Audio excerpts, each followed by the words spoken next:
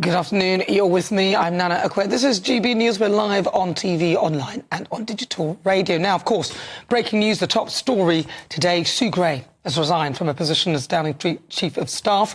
In a statement, she revealed that she was standing down because the intense commentary around her position becoming a distraction to the government's vital work. The former top civil servant will take on a new government role as the Prime Minister's envoy for the regions and nations. GB News' political correspondent, Catherine Forster, joins me now. So what is this role that she's going to be taking on? Sounds to me like a made-up role. Has anybody ever held that position before?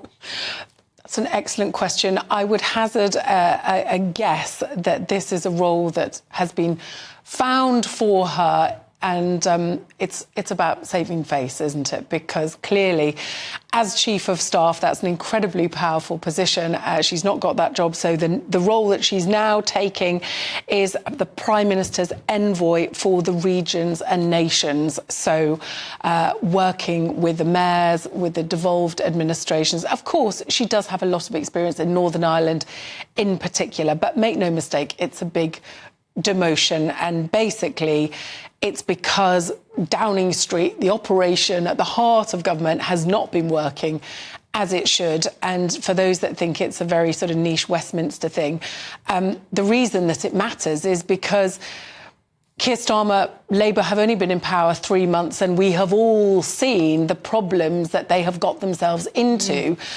many of which are basically of their own making. In other words, all the donations, the way it's been handled, and coming at the same time as you're taking money from pensioners. So there's been a lot of rumblings about Sue Gray for a long time. People unhappy, feeling that she's a block, that she's a bit of a control freak in terms of access to the Prime Minister.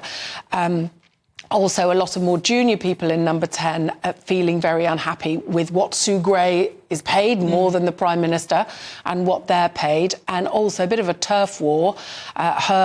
Simon Case, the Cabinet Secretary, the most important civil servant in the land, no love lost. He is also leaving. That's already been announced. But Morgan McSweeney is the big winner in this, because he was previously Sir Keir Starmer's Chief of Staff. Sue Gray, of course, was a big civil servant. She led the Partygate investigation while Boris Johnson was Prime Minister, of course, into all the gatherings at Downing Street, and raised a lot of eyebrows when it turned out that she was going across to work for Labour. But basically, her job was to get Labour ready to go into government and to know how things work, to smooth the way for them. But it's been quite bumpy, hasn't it? Indeed. Catherine Forster, thank you very much. Really good to talk to you. That is Catherine Forster. It's just coming up to 10 minutes after 4 o'clock.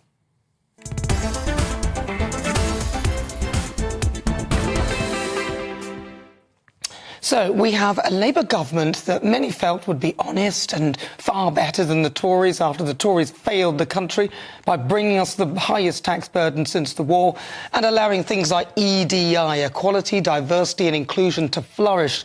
The Tories bloated the civil service, and don't get me started on migration. We had the Liz Truss mini budget, and there has been no end to ministers blaming her for crashing the economy. Never forget what the Conservatives did 2 years ago today.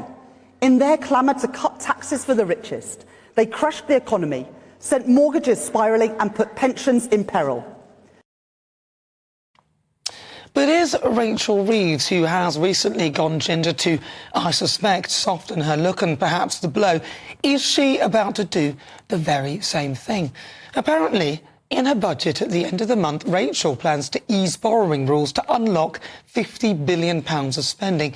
So basically, she's rewriting the fiscal rules so that she can increase debt for investment in all these projects that they're planning. Now, this would, according to the Treasury's own analysis, increase the cost of debt and push up mortgage rates. Bit like what Liz Truss did. Rachel has reportedly and repeatedly said that she will not play fast and loose with the public finances and will protect working people. But in doing this, it is suggested that it could put interest rates up by 1.25%, so from 5% to 6.25%, adding an extra £200 on average to a mortgage, which It's not great considering rates are falling and that there was talk of the banks getting into bidding wars. Does any of this sound familiar? Remember Liz Truss? Rishi Sunak had to take over. Of all the pledges he made, the only one he kept was halving inflation. Now people might say that that wouldn't have happened anyway, or that would have happened anyway, but we'll never know, so credit where credit is due. Had it gone the other way, we would have blamed Rishi Sunak for the mess. But if there was one thing that I trusted Rishi on, it was his ability to handle the markets and eventually balance the books. The Tory party were left an austere economy. I mean, who can forget Liam Byrne's note that there was no money left when they took over? We've been backtracking ever since, but the green shoots of recovery on the horizon have been crushed by this gloomy government. Mrs Thatcher was right. And socialist governments traditionally do make a financial mess. They always run out of other people's money. It's quite a characteristic of them. And now we have them sidestepping, and also Sue Gray, the sidestepping of Sue Gray. I mean, she was pretty much Keir Starmer's wingwoman. Her ex-role as Chief of Staff was meant to get the party ready for government to take the flak and put him in a good light, but there's been a lot of take. Perhaps it's a distraction tactic, who knows? She's now the specialist envoy for nations and regions, which sounds to me like a made-up role. So get ready, folks. We're in for a white knuckle ride. Time to tighten our belts. We've got 5 years of this. What does Sue Gray's resignation tell us about the state of the Labour Party? Is it crumbling? Is it falling apart? Can Sir Keir Starmer last till Christmas?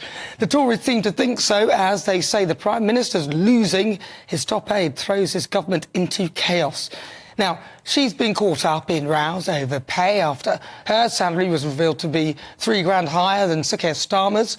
So what does her resignation tell us now, so early on, about the state of the Labour Party? Well, joining me now at my panel, broadcaster and journalist Danny Kelly, and also commentator Jonathan Lisp.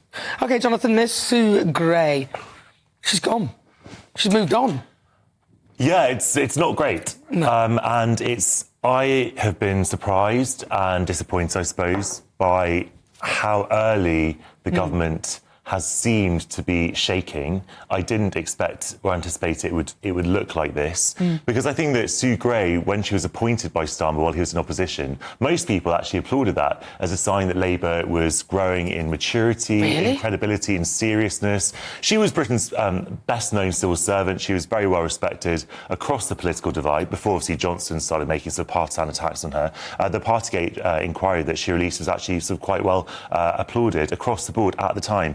So I think But there were questions over when she started talking to Sir Keir Starmer about crossing over to the Labour Party. Because it seems as though there may have been a crossover while she was actually doing the Partygate investigation. I think that most people who know her, and I don't know her personally, but I've spoken to people who do, they say that she has incredible professionalism and seriousness, and she wouldn't allow her personal views to cloud any of her professional activities. Clearly, there has been a lot of discord in the Labour Party, in Number 10, about the way that she has been running the show, about sort of, there are a lot of people with axes to grind. We've seen that with the briefings. She made some of them against cry, her. apparently. And look, I don't know the inside story of that, Nana, but clearly this is a sign that Labour has maybe taken its eye off the wheel and needs to make itself serious again, re-professionalise, and sort of get some more hands on deck to make it look like a unified operation, because it's not good for any government, particularly a government so early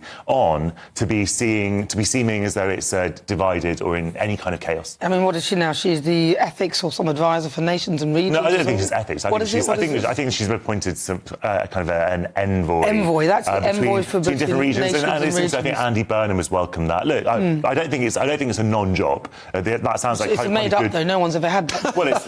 No one's had that job before. A lot of jobs. Prime Minister was once a made-up job. I mean, there's nothing wrong with having jobs. But there's history with that job. This job, where as somebody who has been in the press a lot, she's become the story, and now has been given this almost what feels like a fictitious job, but nobody's ever heard of. Well, let's see what she does. Let's see what she does with the job. I mean, I remember Boris Johnson said that he wants to be Minister for the Union, and that sort of never really materialised. but clearly there is a need in government for someone who can bring together the different parliaments of the UK and to make sure the UK operates effectively. All right, Danny Kelly. That's really interesting about a made-up job. When I was at the BBC... Oh, I knew that was coming so early. I'm going to mention that I was at the Danny Kelly. BBC for 20-odd years. Whenever they got rid of a station editor because the station was underperforming, the radio figures were lousy, they used to move them sideways, but because they were staff members, they had to create a job, and they were creating jobs, and there was probably 50 jobs at the BBC that were created specifically so that they abided by employment legislation. You can't just sack people, you create a job. And it's really interesting if the government has done this. I was watching Boris Johnson on GB News this morning, and he was still moaning about the Sue Gray involvement with Partygate, and he was saying that it was loaded against him, that it was biased, and even some 2 or 3 years later, 2022 I think he resigned, and that was what started the resignation, wasn't it? The clamour of all of his own MPs saying, "You got to go." It was Pincher that did it. No, he survived the Sue Gray. Yeah, but it was a massive contributory factor, wasn't it? Sure. And so many Conservative MPs were saying, you can't stand by him. And they were put under pressure, backed into a corner, and then Boris Johnson had to resign. So it's really interesting. A lot of emphasis is placed on the £170,000 as well. I don't think that's that relevant, really. Her salary being Yeah, higher than you know, Keir if that's Starmer's. what the job attracts, then that's what... Maybe you should have an argument about whether Keir Starmer deserves more money rather than highlighting... But after all the freebies, he can't get anything more. But it's the first, isn't it? The first resignation. It's really interesting. I don't think it's a rat escaping a sinking ship just yet, because I don't think Labour are a sinking ship. But it's going to be really interesting to see how this story develops in the coming weeks. Well, see, I said that this is the beginning of like a yes, that's right, you did say. And yeah. people said to me, don't be silly. And now the Chief of Staff has gone, Sue Gray. What does that tell you, in your view? Bad appointment. Bad appointment. Do you think a bad appointment? Or Yeah, it's what like about a the state football of the team. party? It's like a football manager. You know, the manager's bought a lousy player. You know, it's not the player's fault.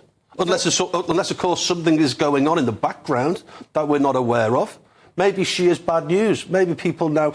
If you become bigger than the story, then that's when you get the boot. And maybe Keir Starmer's given her the opportunity to say, go on, then, look, you're going, but if you want to resign... Again, the BBC. Sorry, so Can I just go back to the BBC? The BBC are famous for this.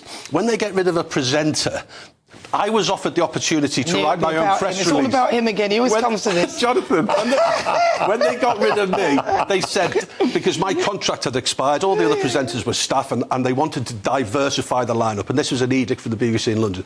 I was the sacrificial lamb. Biggest show, biggest station, biggest old audience. lamb. Wait till you... we got Donald Trump in the room. Wait till you... She's seen his crowd sizes. Wait till you hear this now. I always remember my boss rang me up to say that they were getting rid of me. He goes, Danny, how do you want us to tell the press? I said, what do you mean? Well, are you going to say that you're going to spend more time with the family, with the business, with your car? I said, Rupert, I want you to be honest with them. I want you to tell them you sacked me. And they had to. And the reason that they do that is twofold. A, it takes the heat off them, because all the listeners would say, why have you got rid of Danny Kelly? Well, we didn't. He left.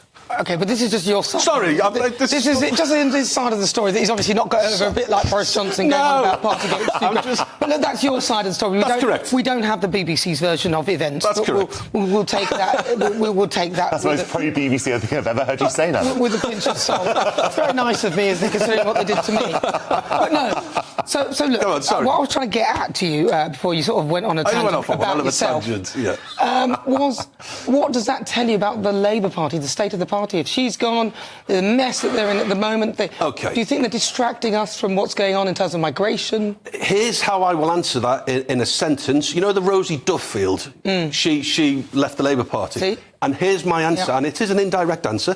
If she was to do the honest and honourable thing and call a by-election, Labour would lose it. Right. And that's the answer to your question. Well, no, the chaos, the party is in chaos. Last week's question. The party is in chaos. Jonathan, final word to your party's in chaos. Well, you're obviously slightly more left-leaning. You probably voted for the Labour Party. You don't need to disclose absolutely voted for the Labour Party. Is there no sense of buyer's remorse as you're watching this unfold with all your principles that you have there? Of course not. So you're all right with all the freebie no, gate? I want a Labour government. I want a Labour government to succeed. I'm very happy to attack the Labour government when I think it doesn't meet the expectations that the country has a right to have, and that's where I'll continue. But I think they should be a lot more progressive. And look, I'll tell you one thing: if they do good policy and they actually deliver, and people can see they're delivering, we're not going to be talking about this kind of stuff in a couple of years. That's a big if.